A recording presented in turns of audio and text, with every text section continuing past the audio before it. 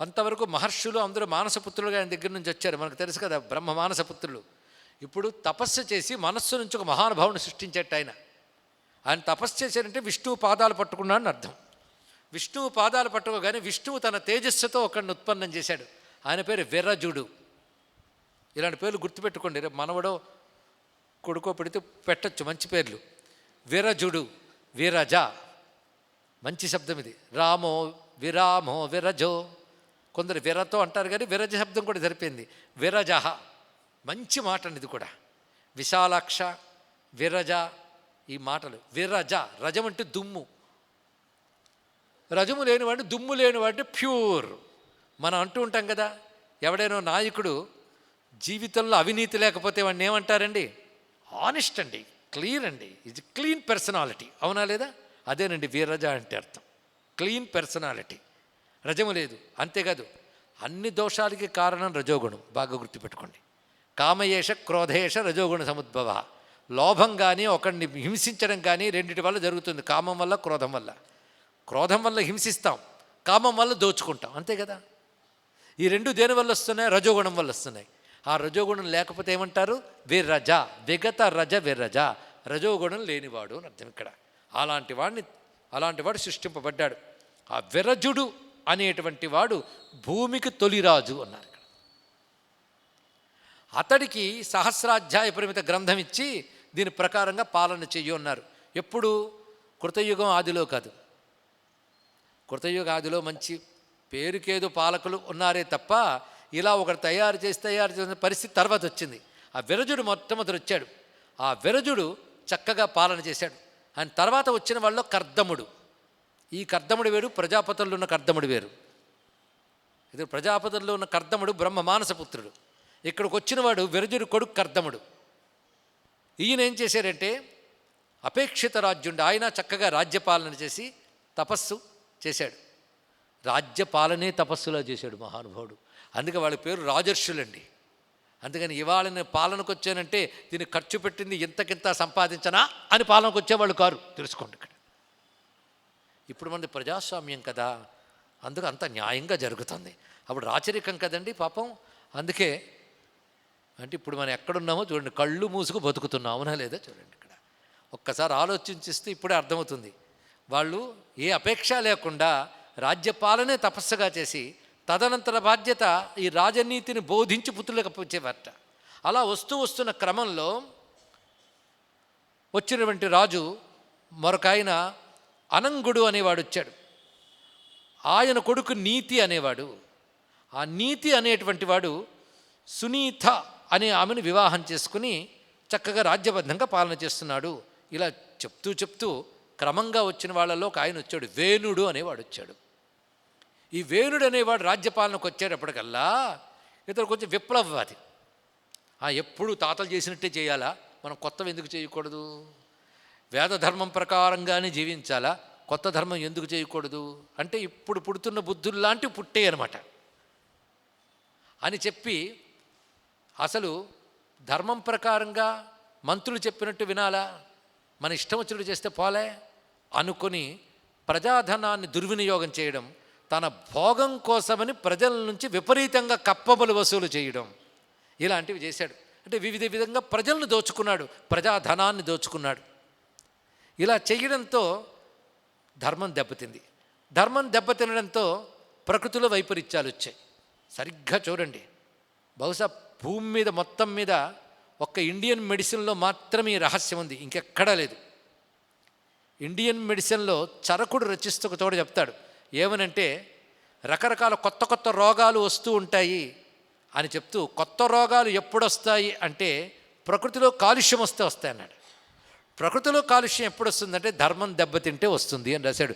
బహుశా ధర్మం వల్ల ప్రకృతి కాలుష్యం, ప్రకృతి కాలుష్యం వల్ల రోగాలు వస్తాయని రీజన్ చెప్పిన ఒకే ఒక్క సంస్కృతి భారతీయ సంస్కృతి అని.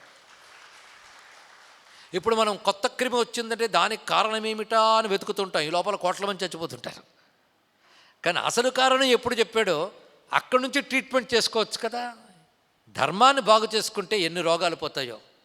చాలా మెడిసిన్ ఇంప్రూవ్ అయ్యిందండి ఈ రోజుల్లో అని చాలామంది గర్విస్తూ ఉంటారు.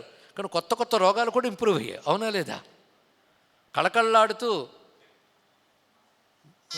నిత్యము 3 కళ్యాణాలు పచ్చతోరణాలు అన్నట్టుగా హాస్పిటల్ ఎంత కళకళలాడిపోతున్నాయండి, మనం చూస్తున్నాం. ఏం అభివృద్ధి, ఏం అభ్యుదయం, అవునా చెప్పండి?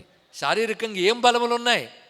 లేదండి, అప్పటికంటే ఆయుష్ పెరిగిందండి రోగాలతో పాటు, అంతే కదా. కానీ ఆనాడు చరకుడు రచించి చదివితే నీతి శాస్త్రం అక్కడ కనబడుతుంది. మళ్ళీ నీతి శాస్త్రం స్పష్టంగా రచాడు చరకుడిలో. అంటే నీతిగా బతికితే ఆరోగ్యంగా ఉంటాం, ఇది తెలుసుకోవాలి ఇక్కడ.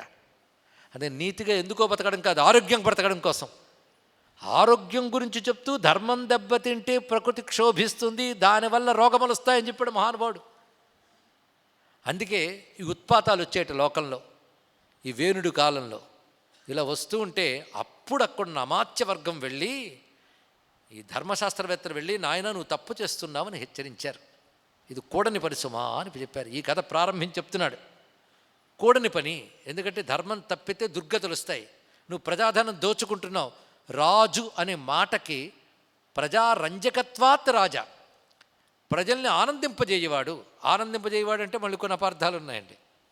అంటే ఎంటర్టైన్ చేయనివాడు అని అర్థం తీసుకుని, అందుకే నేను ప్రజల్ని ఎంటర్టైన్ చేయడానికి గాను 4 రోడ్ల కూడల్లో డ్యాన్సులు, తాగరానివి తాగడాలు, ఆడరానివి ఆడడాలు పెట్టి ప్రజల్ని ఎంటర్టైన్ చేస్తున్నాను ఒక రాజు. అది కాదు రంజకత్వాత్ అంటే. ఆ తర్వాత వచ్చే ప్రమాదాలు ఎన్నుంటాయి కనుక రంజకత్వాత్ అంటే వాళ్ళకి క్షేమము కలిగించి, వాళ్ళని సుస్థితిలో ఉంచి, వాళ్ళ యొక్క ధన మాన ప్రాణ ఆస్తులకు రక్షణ కల్పించి భద్రంగా ఉంచడమే రంజకత్వము. ఆ రంజకత్వం ఎవడు కలిగిస్తున్నాడో వాడిని రాజు అంటారు. నువ్వు రాజు అనే పేరుకి విరుద్ధంగా ప్రవర్తిస్తున్నావన్నారు. ఎవరితో వింటున్నారు కదా? వేణుడితో అంటున్నారు.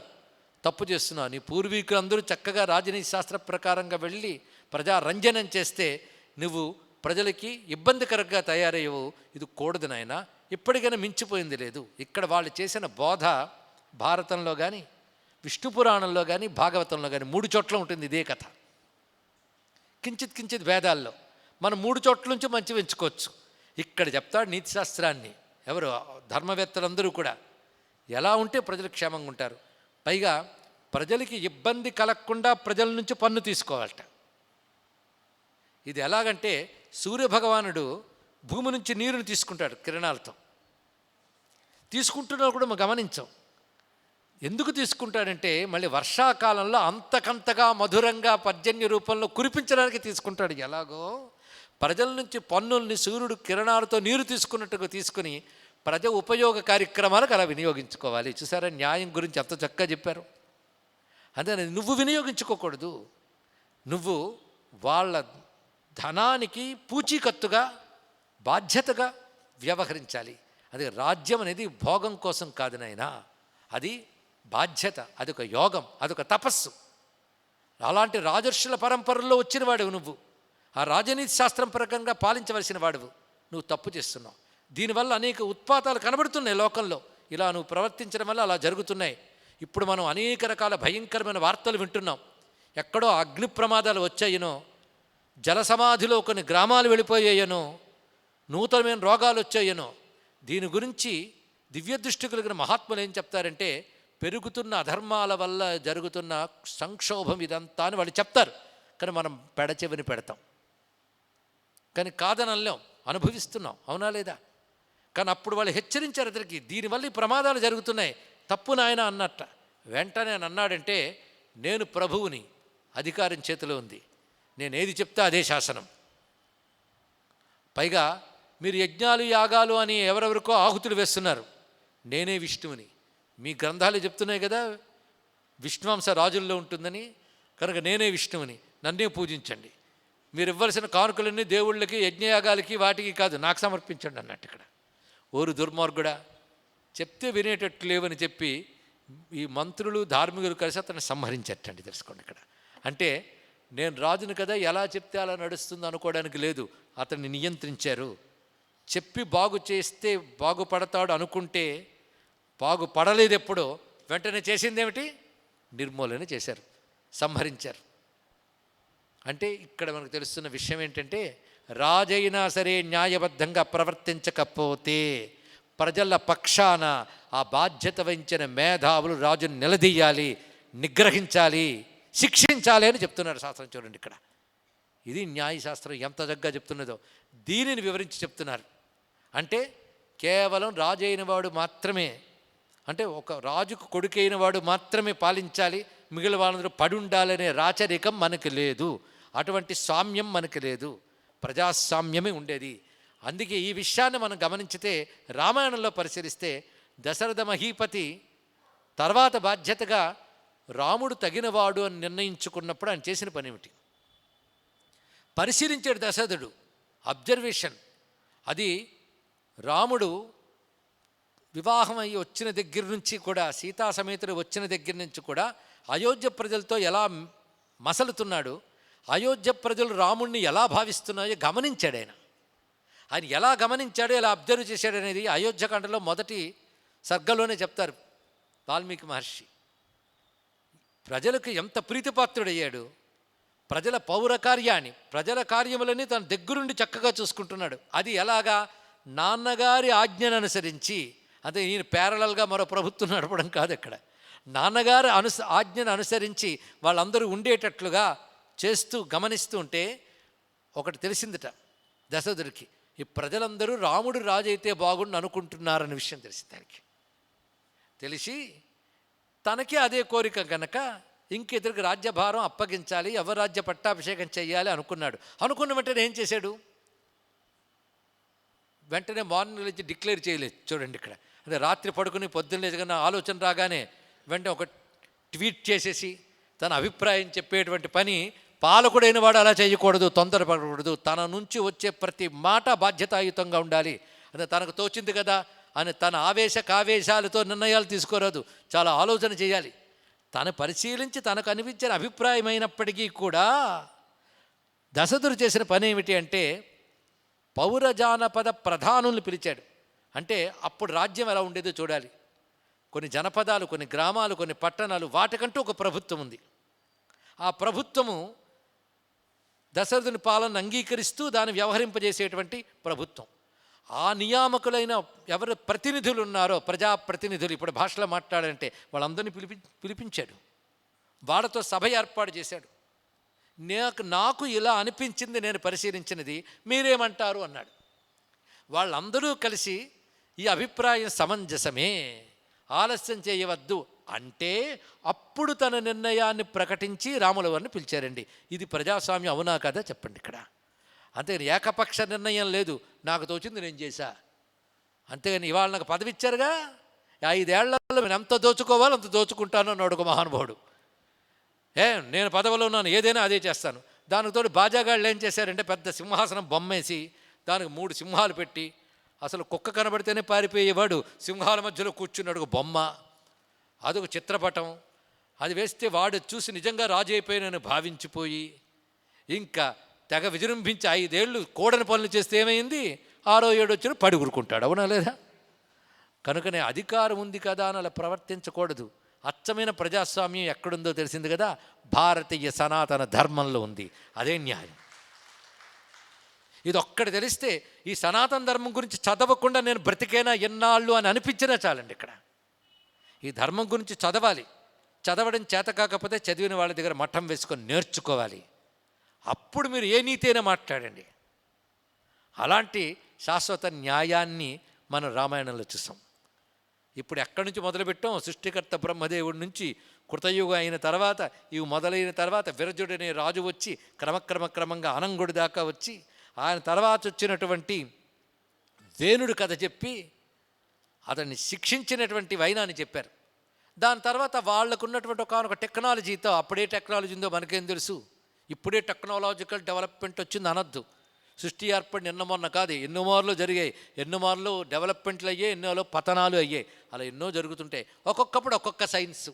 ఎప్పుడు ఇదే సైన్స్ అని కాదు, ఒక్కొక్కప్పుడు ఒక్కొక్క సైన్స్. అప్పుడు సైన్స్ ఏమిటో ఇతడు శిక్షించారు, సంహరించారు. కానీ ఇతడు ఉత్తమమైనటువంటి వంశంలోంచి వచ్చాడు, విరజుడి నుంచి. అక్కడి నుంచి ప్యూర్ కనుక అతను లోపల జెనెటికల్గా ఉత్తమ లక్షణాలు ఉంటాయి తప్పున్నప్పటికీ.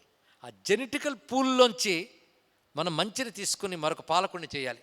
ఇక్కడ గమనించవలసింది, అతను శిక్షించినటువంటి ఈ మహాత్ములు ఎవరు ఉన్నారో వాళ్ళు సింహాసనం ఎక్కలేదు. ఇది గమనించండి ఇక్కడ. అంటే వాళ్ళ పదవీ దాహం లేదు, అధికార దాహం లేదు, లోకక్షేమమే వాళ్ళకి ప్రధానం.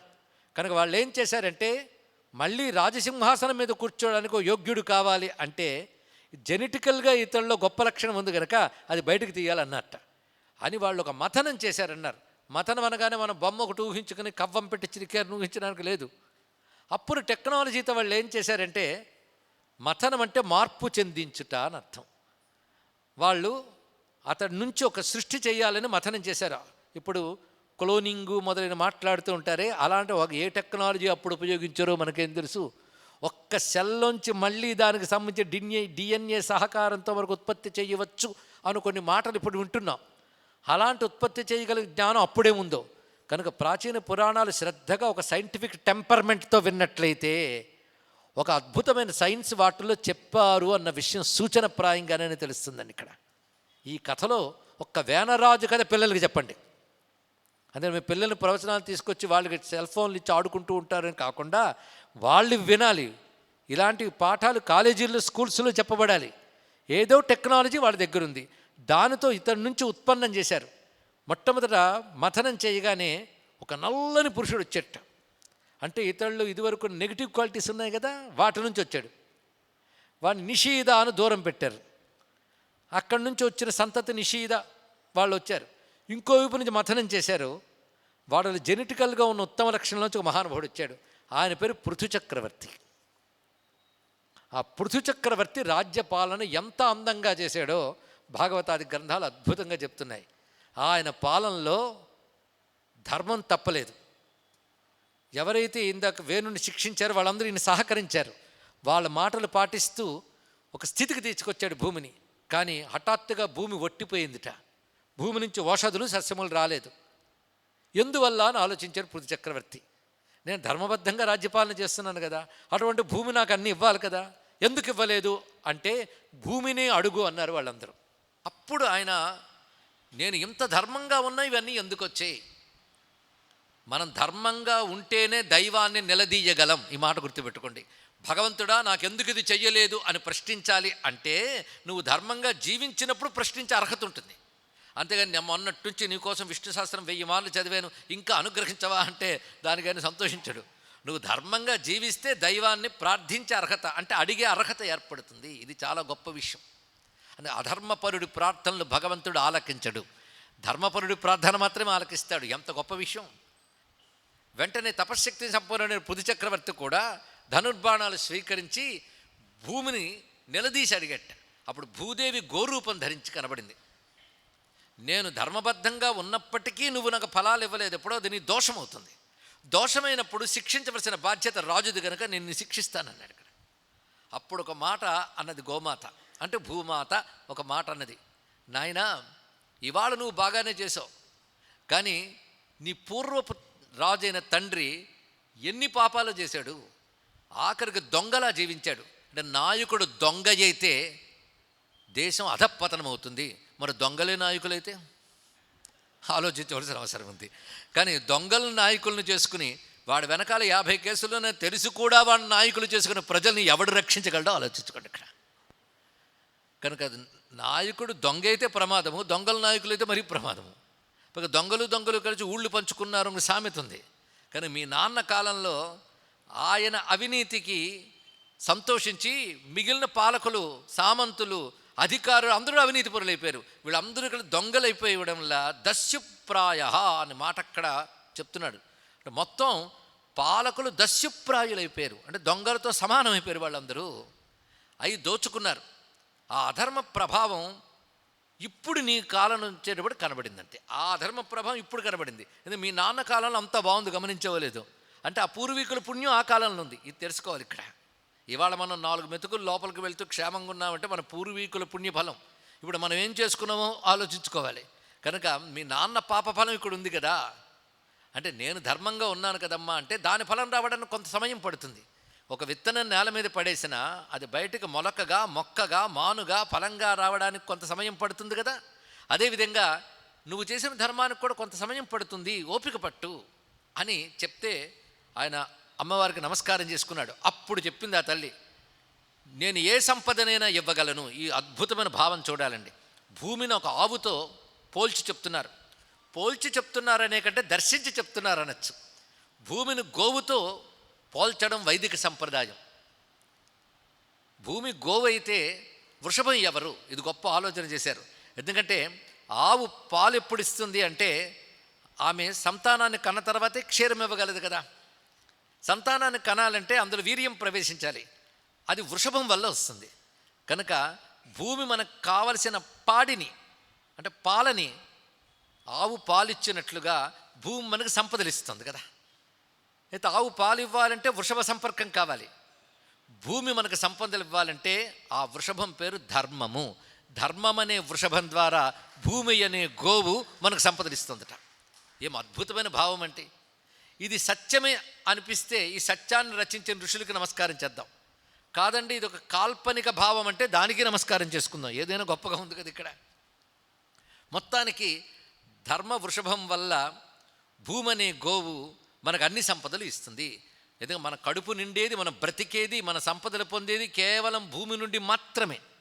అందుకే వేదం ఒక మాట చెప్పింది, ఇదం ద్యావా పృథివీ సత్యమస్తు అనే మాటలో ఆకాశము భూమి ఇవి ఎలాంటివంటే పితుర్మాతర్ యదుహోపబ్రువేవా అమ్మని సంధ్యాకాలాల్లో చెప్పుకుంటాం మనం. ఇక్కడ ఆకాశం తండ్రి, భూమి తల్లి. ఏమి అద్భుతమైన భావం అండి! ఇక్కడ భూమిని తల్లి అని భావించడం వైదిక సంప్రదాయం. అందుకే వైదిక సంప్రదాయంలో ఉన్న భారతదేశం మాత్రమే వందే మాతరం అని భూమాతకు నమస్కారం చేస్తుంది. ఇతరులకు ఆ భావమే రాదు, ఎందుకంటే ఆ సంస్కారమే లేదు. కనుకనే భూమిని తల్లిగా భావించేది వైదిక సంస్కృతి.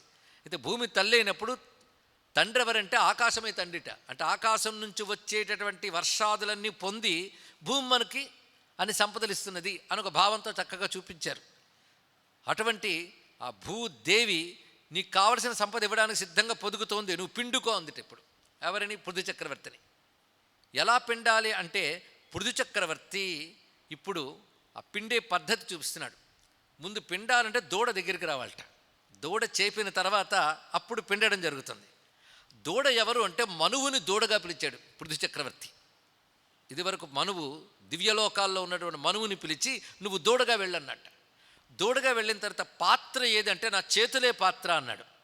అంటే ఒక దూడ, ఒక పాత్ర, ఒక పిండేవాడు, ముగ్గురు ఉండాలి. నా చేతులే పాత్ర, ఈ పాత్రతో పిండుకుంటానన్నట్ట. వెంటనే ఆ పృథ్వీ కావలసినవి ఇచ్చింది ముందు దూడ చేపిన తర్వాత. ఇదంతా ఒక సింబాలిజం, ఒక సంకేతవాదం. ఇదేంటో పరిశీలిద్దాం. మనువు అంటే ధర్మశాస్త్ర ప్రవర్తకుడు. వేదంలో ఉన్నటువంటి ధర్మాలని సమాజ క్షేమం కోసం ఏర్పరిచిన వాడు తొలి మనువు. అతనొచ్చి చెప్పాడు అంటే ధర్మశాస్త్రమే చేపినది. చేతులతో పితికాడంటే స్వయం కృషితో సాధించాలి భూమి ఇచ్చే సంపదలని చెప్పడం. ఇక్కడ నీ చేతితో సాధించాలి. చెయ్యి అంటే అర్థం ఏంటండి? చెయ్యి అని అర్థం. కరోతీతి కరహ, అదే చెయ్యడమే చెయ్యి. కానీ చెయ్యాలి. అందుకని బద్ధకంగా కూర్చున్నవాడు ఏది సాధించలేడు. కృషి చెయ్యాలి. ఆ స్వయం కృషితో సంపాదించాలి. స్వయం కృషితో సంపాదించడానికి ధర్మం సహాయం కావాలి. అందుకే మనువు దూడయ్యాడు, స్వయం కృషితో భూమి నుంచి పిండాడు. ఇంకా అప్పటి నుంచి ఒక్కొక్కరు పిండుకోవడానికి వచ్చేట. అద్భుతంగా చెప్తున్నాడు. బృహస్పతిని దూడగా చేసుకుని ఇంద్రుడు అమృతాన్ని పిండాడు అన్నారు. అంటే అర్థం భూమి సర్వదేవతలకి, సర్వలోకవాసులకి కావలసినది ఇస్తోంది. ఇంద్రుడు అలా తీసుకున్నాడు.